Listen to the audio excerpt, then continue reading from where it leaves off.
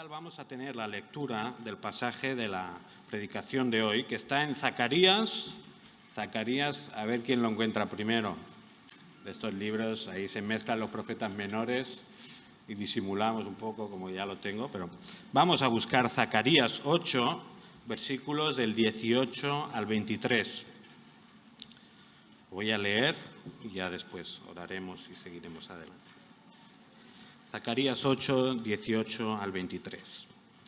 I la paraula de Javé dels exèrcits vingué a mi dient: Així diu Javé dels exèrcits, el dejuni del quart mes i el dejuni del cinquè i el dejuni del setè i el dejuni del desè seran alegria i goig per a la casa de Judà i temps assenyalats agradables.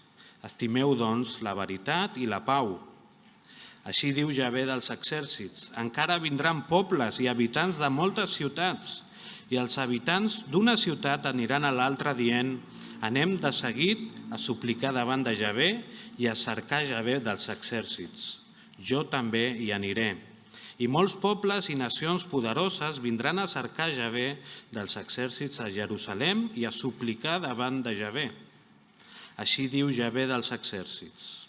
En aquells dies, 10 homes de totes les llengües de les nacions agafaran el voraviu del mantell d'un home jueu, dient: vindrem amb vosaltres, perquè hem escoltat que Déu és amb vosaltres.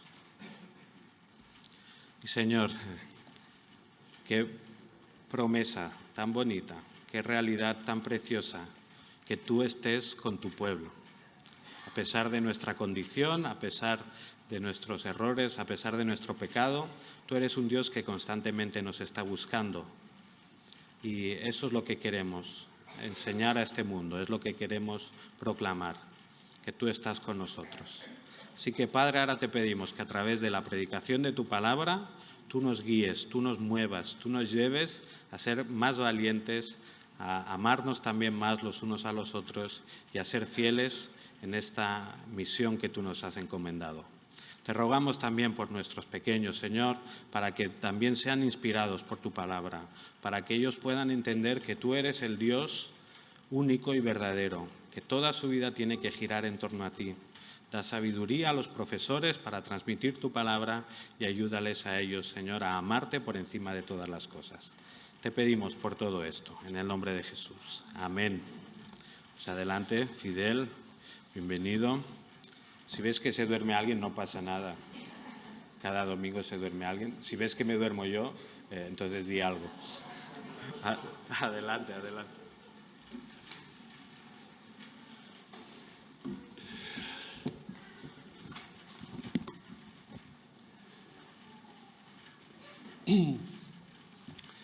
Bueno, la verdad es que es un privilegio, un gozo estar aquí con vosotros, con vosotras en esta mañana. Agradezco mucho la invitación. Me alegro de ver caras conocidas que hacía mucho tiempo que no veía y la verdad es que es un gozo poder compartir con vosotros en esta mañana.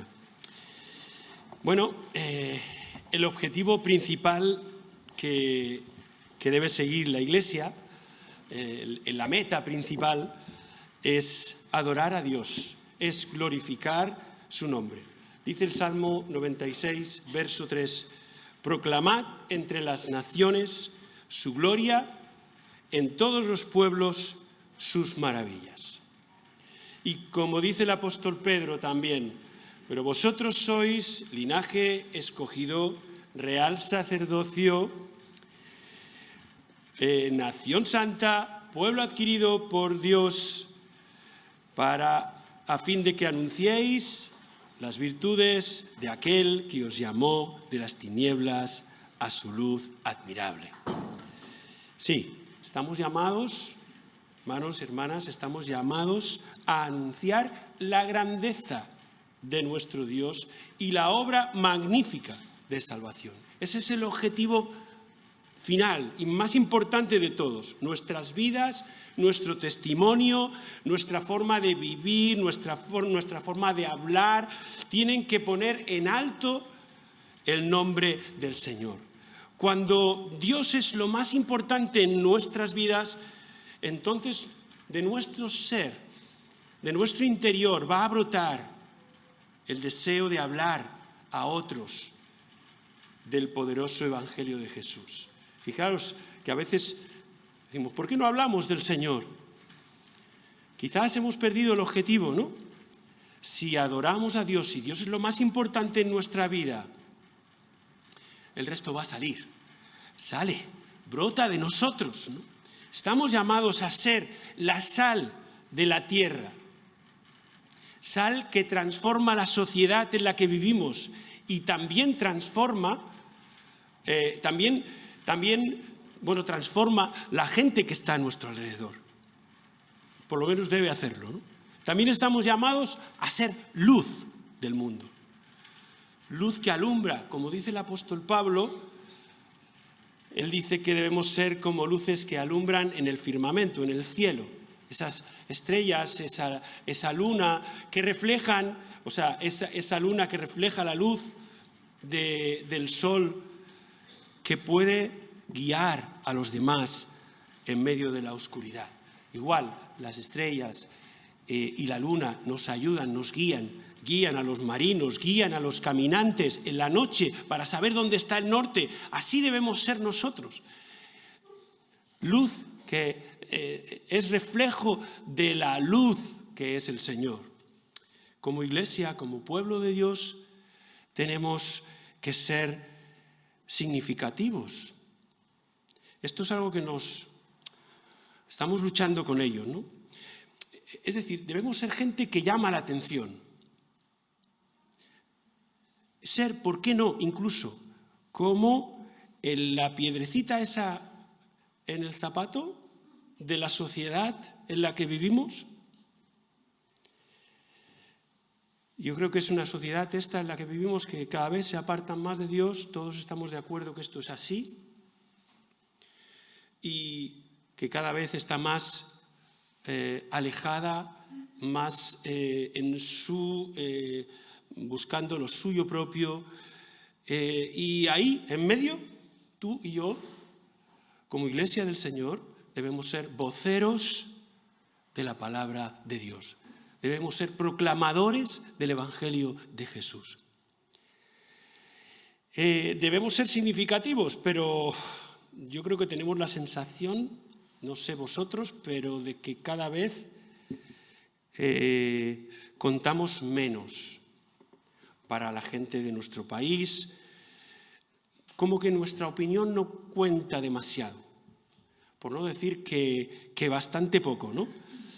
Y yo creo que no es solo una sensación, creo que salimos poco en los medios, ¿no? Hay otros temas más interesantes para la gente del mundo que lo que podamos hacer o decir como iglesia. Y a veces cuando salimos en los medios salimos para que nos critiquen, para que digan cosas contra nosotros, para que nos malinterpreten. Estamos un poco acostumbrados a que esto sea así, ¿no? Es que estamos nadando a contracorriente y esto es algo que ya sabemos, que esto es así, ¿no? En muchas ocasiones, hermanos, nos invade un espíritu de desánimo y nos preguntamos qué podemos hacer, pero lo decimos como aquel que se conforma. ¿Qué podemos hacer? ¿Qué vamos a hacer? ¿No? Es así, no hay nada que podamos hacer. Y casi que preferimos encerrarnos en en nuestro desánimo, en nuestro pensamiento y encerrarnos en nuestros locales, en lo nuestro y vivir nuestra fe en la intimidad. Sabéis que esto es lo que la gente, los políticos, la sociedad en general está diciendo. Vale, vosotros tenéis vuestra fe, tenéis que vivirla en la intimidad, ¿no? Esto es lo que quieren ellos, ¿no? Frente a esto, a esa corriente, pues tenemos varias alternativas. Dejarnos llevar por esa corriente tan fuerte, diluirnos entre el mundo. Esto es algo que ocurre bastante, desgraciadamente. Pasar desapercibidos, no abrir tu boca, cerrarnos en nuestro pequeño refugio llamado iglesia. Evidentemente este es nuestro refugio, ¿no? Durante toda la semana estás ahí luchando con el mundo y es un momento en el que te sientes arropado, en el que te sientes bien, ¿no? Pero a veces nos centramos demasiado en esto para olvidarnos que tenemos una misión y que debemos seguir luchando sin complejos, sin vergüenza de lo que los demás piensen de nosotros. Quiero decir que a veces no hablamos con esa soltura y esa alegría de Dios, casi lo hacemos con la boca pequeña, porque no está bien, no queda bien en el mundo en el que vivimos, ¿no? Hemos perdido esa frescura, esa espontaneidad de gracias a Dios. ¿Por qué no? Fijaros, en los tiempos del profeta Zacarías también reinaba este estado de ánimo entre el pueblo de Dios. Sí, gracias a Dios el pueblo había vuelto del exilio y muchos judíos ya habían vuelto a Jerusalén. Bueno, el profeta Ageo había animado al pueblo a levantar el templo. Luego vino Nehemías, se había ocupado de que las murallas de Jerusalén se levantaran. Pero dentro de ellos había como cierto complejo de, aún en ese momento, a pesar de que les habían dejado volver a su tierra, no eran independientes, no eran un país, no eran libres. Y estaban bajo un imperio. Ahora ya no estaban en el exilio, pero estaban aquí, estaban allí en su tierra, pero seguían dominados por el imperio persa. Se sentían un pueblo pequeño, insignificante, y su sentir era: no podemos hacer nada para cambiar las cosas. Todo se viene abajo.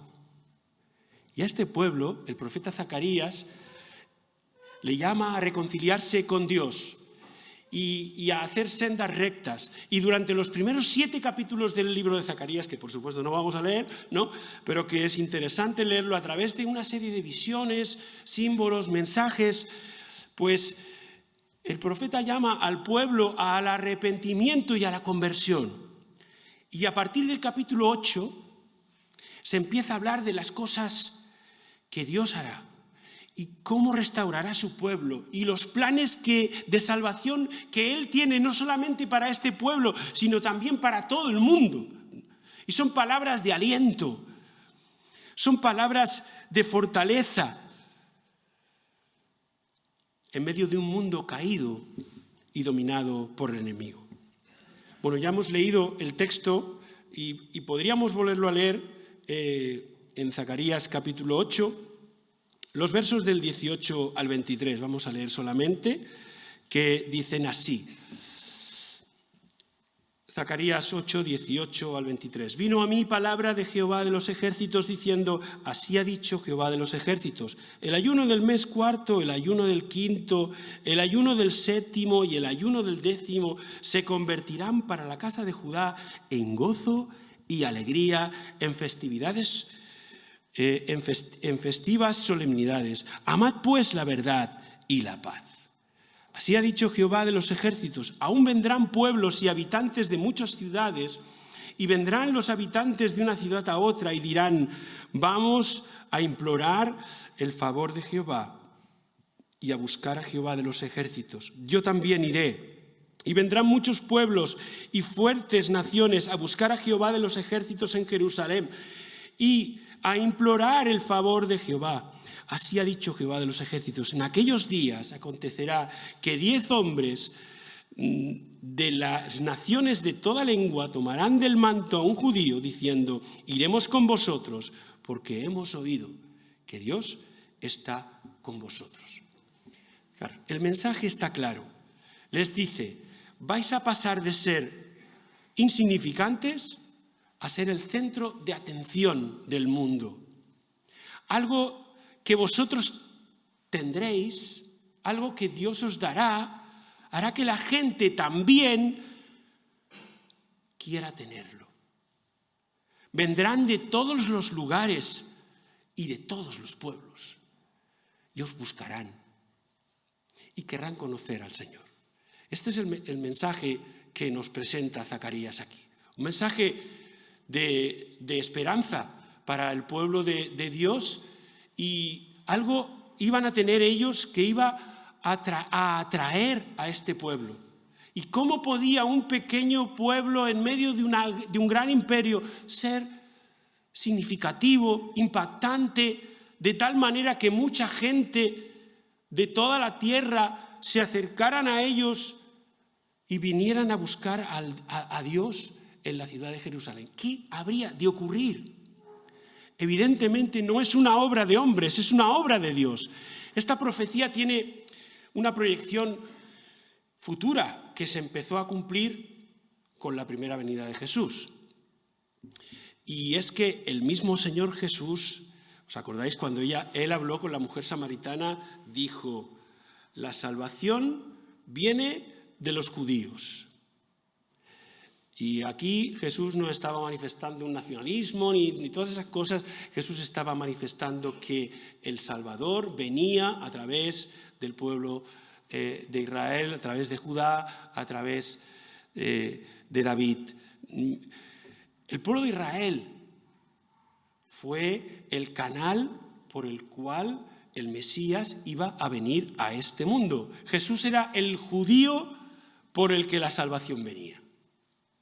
Y vino, y no solo para el pueblo de Israel, no solo para los judíos, sino también para todas las naciones, para todos los hombres y mujeres de la tierra, entre los cuales estábamos tú y yo. Y gloria a Dios por eso. El pueblo de Israel era un pueblo escogido, y la iglesia de Cristo es un pueblo escogido. Hemos leído antes eso.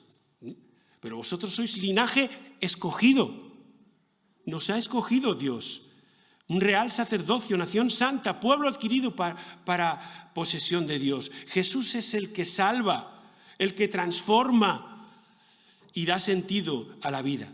Su vida, su mensaje y su obra nos han impactado y sigue haciéndolo en el día de hoy. Es Jesús el que ha hecho posible que seamos parte de una gran familia. Y entonces debemos preguntarnos,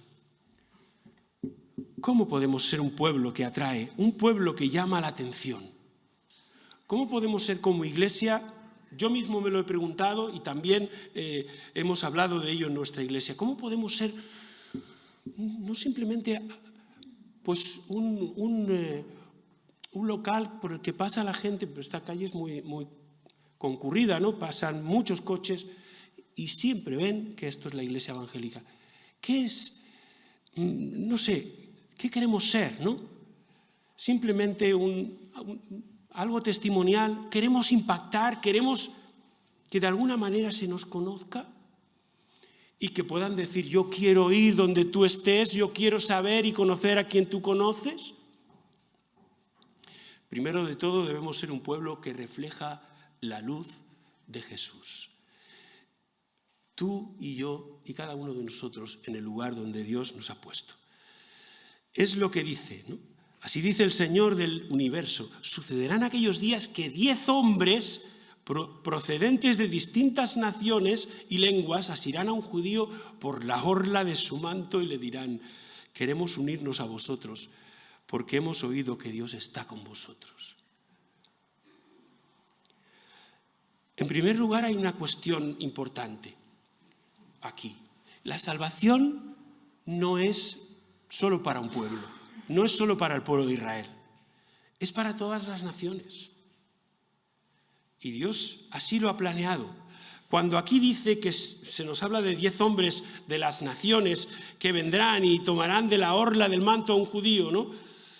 El número 10, todos los comentaristas dicen o nos hablan de que se tiene que tomar aquí en un sentido indefinido, ¿no?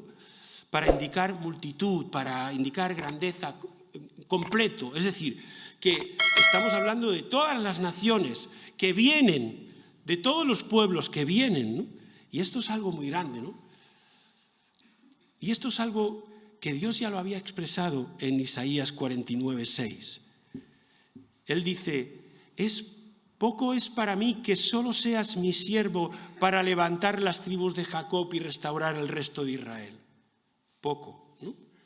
Ahora dice, también te he dado por luz a las naciones, para que seas mi salvación hasta lo último de la tierra. Impresionante. Dios ya estaba hablando al pueblo de Israel de que esto es la visión de Dios, que Dios quiere llegar hasta lo último de la tierra. Es decir, estamos llamados a proclamar la salvación del Señor y dar testimonio de lo que Dios ha hecho, de lo que Dios es y está haciendo entre nosotros. Y eso es lo que debemos ser. Dice Zacarías, hemos oído que Dios está con vosotros. Y esto nos recuerda a las palabras, o sea, a un nombre. ¿Os acordáis de ese nombre? Emmanuel, Dios con nosotros. Realmente Dios está con nosotros porque ha venido en el Mesías, ha venido en Jesús y ha estado ya entre nosotros. Y cuando otros ven que Dios está en nosotros y entre nosotros, algo les atrae. Algo les hace ver en nosotros, les hace ver algo diferente. Cuando las personas ven a Cristo en ti y en mí, que es la esperanza de la gloria, ellos van a querer también conocer a quien tú conoces. Desearán lo que tenemos y dirán, iremos con vosotros. Dejemos que Dios siga haciendo esa obra en nuestras vidas, que su presencia sea notoria en nuestros actos, nuestras palabras y nuestra implicación y acercamiento a la gente que nos rodea. Tengamos el mismo corazón de Jesús, lleno de misericordia y compasión.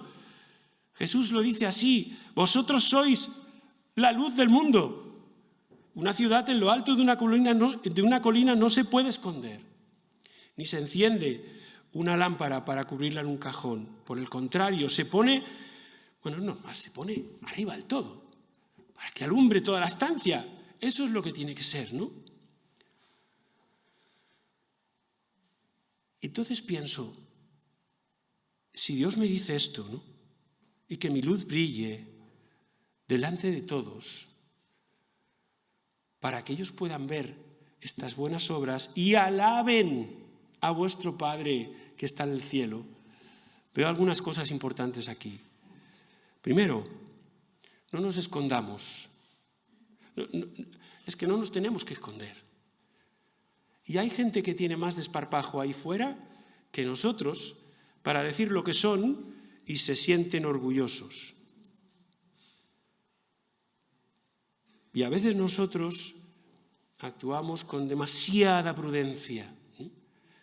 No nos escondamos de decir lo que somos, de hablar de Dios, de que Dios esté presente en nuestro vocabulario, que a veces es que parece que lo escondemos, ¿no? Vivamos nuestra fe de una forma natural frente a aquellos que nos quieren callados. En segundo lugar, trascendamos nuestros locales y acerquémonos a la gente. Esto es muy importante. Yo no me estoy refiriendo expresamente a ir por las calles hablando con la gente de Jesús o haciéndoles encuestas, esas cosas, ¿no?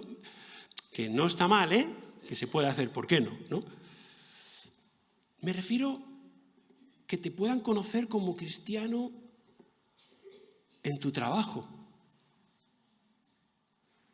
Y es lamentable que a veces dice, oye, he estado muchos años en mi trabajo y nadie sabe quién soy. No puede ser eso. Que te conozcan porque eres un buen compañero, porque además haces las cosas bien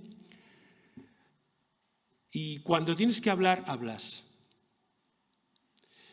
Que nos conozcan nuestros vecinos, por ser gente de bien, ser gente solidaria, o en el aula,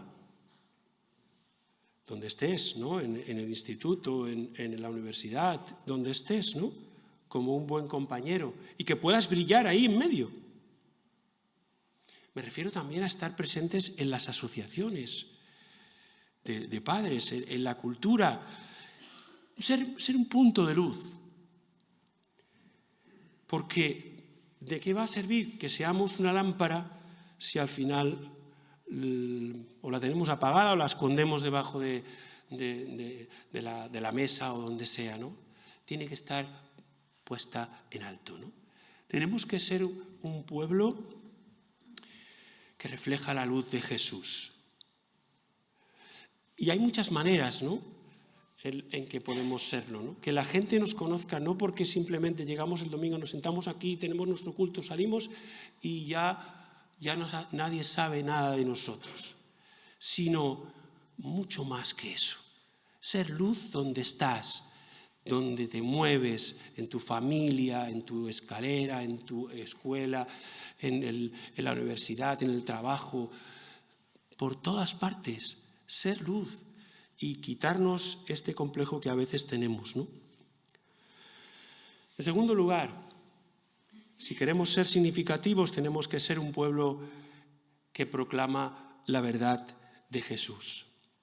Dice el versículo 20 y 21. Así ha dicho el Señor de los ejércitos. Aún vendrán pueblos y habitantes de muchas ciudades. Vendrán los habitantes de una ciudad a otra y dirán, vamos a implorar el favor del Señor y a buscar al Señor de los ejércitos. Yo también iré. Y no sé a vosotros, pero a mí me hace pensar en las multitudes que iban detrás de Jesús. Venían de diferentes lugares. Y Jesús dijo de ellos, estos que estaban hambrientos, ¿no?, que estaban sin pastor, dijo, es que son como ovejas sin pastor. Jesús ha hecho muchos milagros y la multitud le esperaba y le buscaba. ¿Y dónde estaba Jesús? En la montaña orando. Y cuando por fin lo encuentran, hombre, Señor, los discípulos, Señor, que la gente te espera, tienes trabajo con ellos, ¿no? Y Él les dice, no, vamos a lugares vecinos para que predique también allí. Para Jesús era muy importante estar al lado de la gente y ayudarles en sus necesidades, pero era mucho más importante predicar el evangelio del reino de Dios. Y sí, es importante dar testimonio, está muy bien que tú seas conocido en tu trabajo por ser una excelente persona, esto es fantástico, ¿no? O donde estés, ¿no? Pero como dice el mismo apóstol Pablo, ¿cómo invocarán a aquel en el cual no han creído? ¿Y cómo creerán en aquel a quien no han oído? ¿Y cómo oirán sin haber quien les predique? Al final, evidentemente, tenemos que predicar con nuestro ejemplo, pero también tiene que llegar el momento en que prediquemos con nuestras palabras. David Burr lo dice de esta manera que a mí me gusta, ¿no? Porque él dice, si tú das muy buen testimonio pero no hablas, la gloria te la llevas tú. Porque, claro, pensarán, es que es un tío magnífico, es muy majo, fíjate qué buena persona es, ¿no?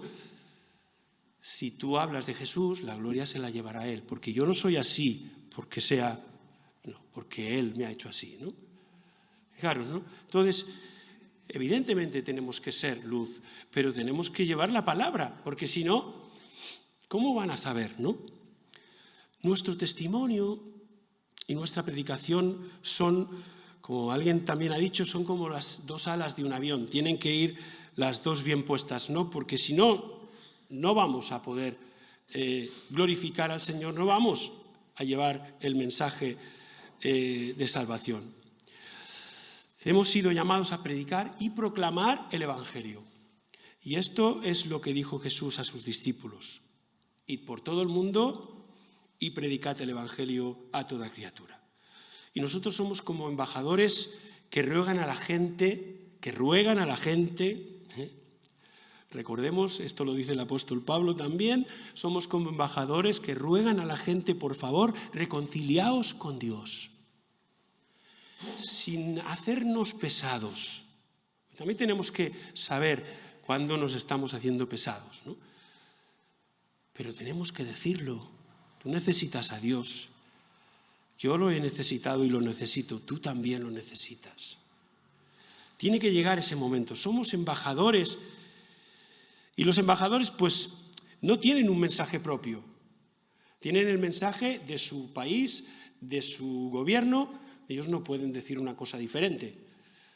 Y a nosotros nos pasa lo mismo.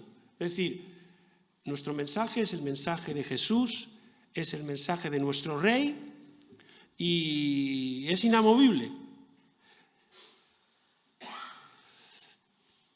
Por un lado, ¿no? Hemos de pensar, la gente necesita escuchar el Evangelio. A veces necesitamos, adaptarlo un poco al lenguaje moderno, pero el mensaje del Evangelio no se puede cambiar. Se puede adaptar para que la gente pueda comprender mejor el lenguaje en cómo lo estamos transmitiendo, pero el mensaje es el mismo y no puede ser otro. Y la gente de hoy sigue necesitada de Dios. Porque es que lo vemos. Andan desorientados, como ovejas sin pastor, que no saben por dónde van. Y nosotros tenemos el mensaje del Evangelio que sigue siendo poderoso para salvar, para transformar. Y hermanos y hermanas, no caigamos en la trampa del enemigo que nos hace pensar que nadie quiere escuchar ya este mensaje. Y por eso a veces tenemos este pensamiento, casi es algo que lo tenemos ahí, ¿no? Como que nadie lo quiere escuchar, ¿para qué vamos a decirlo? Si alguien nos pregunta, vale, pero... Y a veces tenemos caemos en esta trampa, porque esto es lo que el enemigo quiere, por cierto, nos quiere calladitos, sentaditos, siendo muy buenos, pero nada más, ¿no? Pero Dios quiere otra cosa de nosotros. Fijaros, no es nuestra iglesia o nuestra religión lo que hace la diferencia. Jesús hace la diferencia. Jesús viviendo en mi vida, en tu vida, y que pueda verse que eso es así. Es el mensaje, es la obra de Dios lo que nos puede hacer atractivos, lo que nos puede hacer diferentes. La coherencia, muy importante, ¿no? Las dos cosas, cuando hablamos y cuando vivimos lo que decimos, ¿no? Y si queremos ser significativos en el mundo en el que vivimos, creo que tenemos que ser un pueblo que se goza en la salvación de Jesús. Así ha dicho Jehová, versículo 18 y 19. Los ayunos del cuarto, el quinto, el séptimo y el 10º mes se convertirán para la casa de Judá en gozo y alegría y en fiestas solemnes. Amad, pues, la verdad y la paz. Fijaros, durante 70 años de cautiverio en Babilonia, los judíos habían desarrollado una serie de rituales, entre los que estaban los ayunos. Ayuno, oración. Ellos ayunaban y lloraban el quinto, el séptimo mes de cada año, Zacarías 7:5. Pero en los tiempos de Zacarías se había añadido también el cuarto y el 10º. O sea, era un no parar de hacer ayunos y lamentos y venga y el Señor les dice a través del profeta Zacarías en el capítulo 7 que para él es mucho más importante una vida coherente y justa que todos los sacrificios, rituales, ayunos que ellos estuvieran ofreciendo.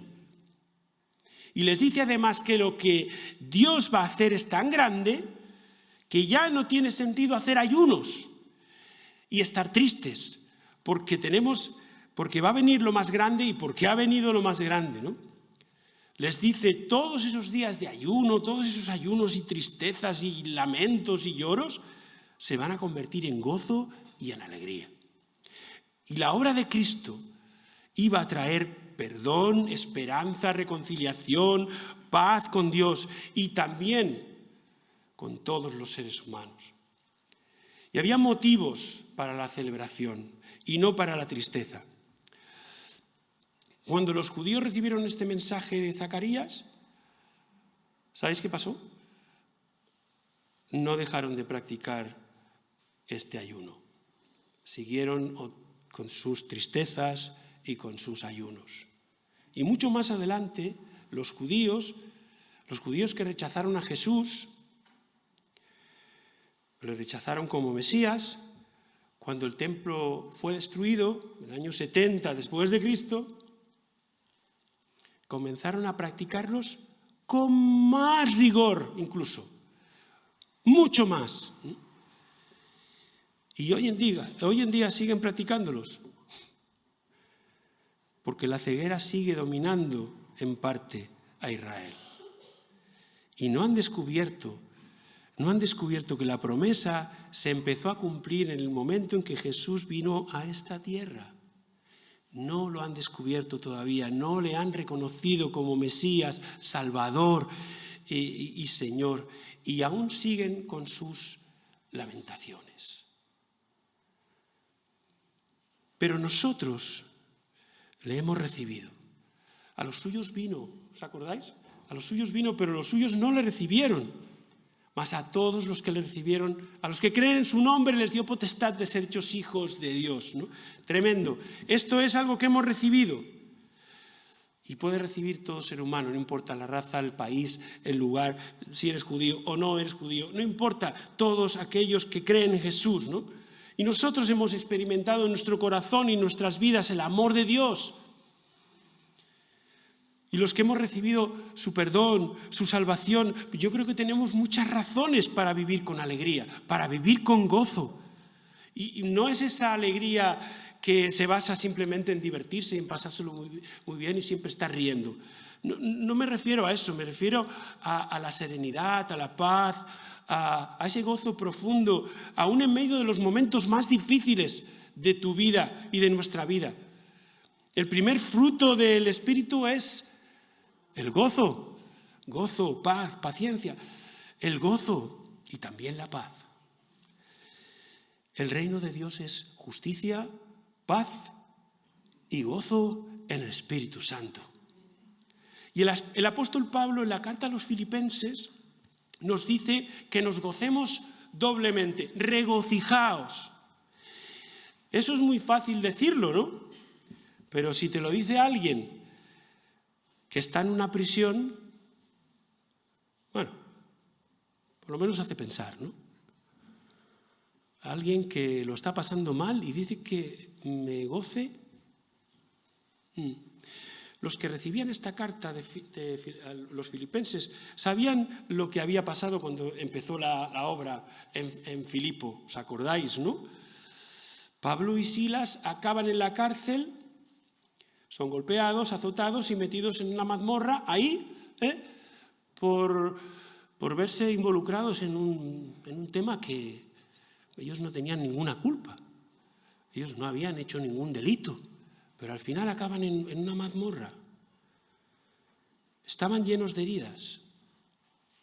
¿Pero qué hicieron? Se pusieron a adorar al Señor y a cantarle. Esto es como contradictorio, ¿no? Tú cuando estás tan mal y en vez de, no sé, hubiéramos pensado que el apóstol Pablo hubiera podido empezar a dar golpes allí. Esto es una injusticia lo que me están haciendo. Porfa, que llamen al alguacil. Ellos se pusieron a cantar y todo el mundo les escuchaba. Qué tremendo, ¿no? Se pusieron a adorar al Señor en medio de una situación tan crítica, ¿no?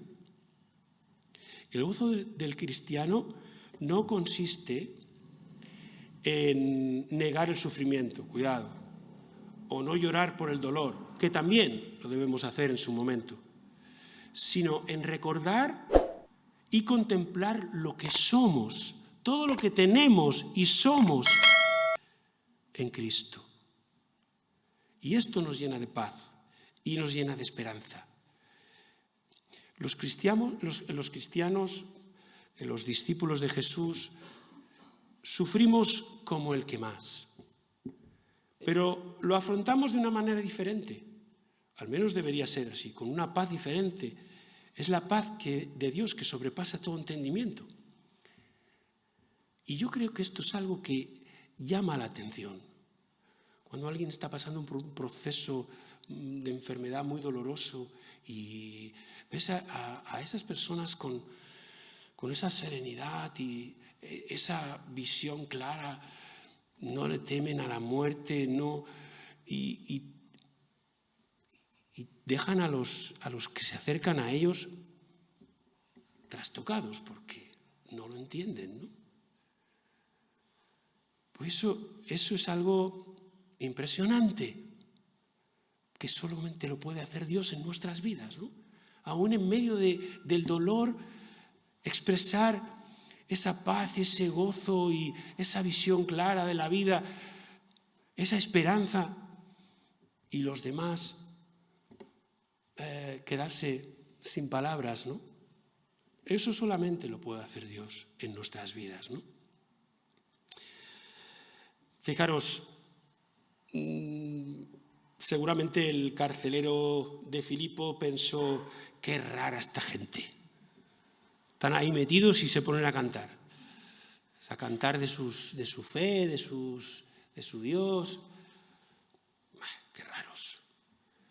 Pero poco tiempo después, él mismo estaba de rodillas, clamando y preguntando: ¿qué puedo hacer para ser salvo? O sea, fijaros, la actitud de Pablo, de Silas, una actitud de gozo en medio del sufrimiento, transformó la situación y Dios la usó, y usó aquel momento y incluso aquel sufrimiento que ellos estaban pasando para que una familia entera conociera a Jesús, y ahí empezara una iglesia. Fijaros, ¿no? Porque somos un pueblo que tenemos lo más importante. Yo creo que debemos estar muy orgullosos de esto. Y frente a este mundo que se siente orgulloso por esto, por aquello, porque no sé qué, porque no sé cuánto, nosotros debemos también sentirnos muy orgullosos y decirlo, y no tener ningún complejo en decirlo, que Dios está muy presente en nuestras vidas y que para nosotros es lo más importante. ¿Cómo podemos ser un pueblo que atrae, un pueblo que llama la atención, un pueblo, por lo menos que la gente se pregunte qué tienen? Pues debemos ser un pueblo que refleja la luz de Jesús. Debemos ser un pueblo que proclama la verdad de Jesús. Las dos cosas son muy importantes. Debemos ser un pueblo que se goza en la salvación de Jesús y que se toma la vida de una forma muy diferente a como la gente del mundo se la toma. Y creo que estas cosas harán que la gente se pregunte: ¿qué está pasando? ¿Qué tienen estos que yo no tengo? Por tanto, sí, quitémonos ese complejo de que somos raros, de que no se puede hablar, de que no podemos decir según qué cosas. Hablemos de Dios sin complejo. Que en nuestra vida, en nuestras palabras, Dios esté presente de una forma natural. Yo sé que en el mundo de hoy en día nos estila eso y nos van a mirar así raro. No importa cómo nos miren. Vamos a proclamar y vamos a poner en alto el nombre de Dios. Porque ¿sabéis una cosa? La obra es de Dios, no nuestra. Que a veces nosotros pensamos que es que vamos a convencer a la gente. No, Dios está obrando en nuestras vidas y nos va a usar para que otros le conozcan. Pero la obra en el corazón de los seres humanos la tiene que hacer Él y la está haciendo Él. Y no pensemos por un momento que la gente pasa no tiene interés en escuchar acerca de Dios. Hay mucha gente que necesita a Dios. Creo que hay gente que está buscando a Dios. No lo sabe, porque está buscando, pero es que está buscando a Dios. Y nosotros tenemos que encontrarles, y nosotros tenemos que hablarles, y nosotros tenemos que ser luz para ellos. Y de alguna manera que la gente sepa de nosotros, no solo porque nos ven entrar en un lugar y salir, sino porque ahí, en medio, en la sociedad en la que vivimos, la gente nos conoce. Así que es un reto que tenemos, pero Dios está con nosotros, y si Él está con nosotros, van a pasar cosas. Gloria a Dios. Amén.